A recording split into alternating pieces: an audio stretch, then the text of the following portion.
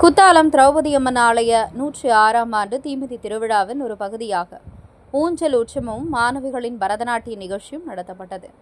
மயிலாடுதுறை மாவட்டம் குத்தாலத்தில் பழமை வாய்ந்த திரௌபதி அம்மன் ஆலயம் அமைந்துள்ளது. ஆலயத்தின் ஆண்டு வைகாசி மாத தீமிதி உற்சவம் கடந்த 12ஆம் தேதி ஆலயத்தில் கொடியேற்றத்துடன் தொடங்கி தினந்தோறும் மகாபாரத சொற்பொழிவுகள் நடைபெற்று வந்தன. 15ஆம் நாள் உற்சவமாக தீமிதி திருவிழா நேற்று முன்தினம் வெகு விமர்சையாக நடைபெற்றது. அதனைத் தொடர்ந்து 16ஆம் நாள் உற்சவமாக நேற்று திரௌபதி அம்மன் வண்ண மலர் மாலைகளால் அலங்கரிக்கப்பட்டு பின்னர் ஊஞ்சலில் எழுந்தருளி ஊஞ்சல் உற்சவமானது நடைபெற்றது.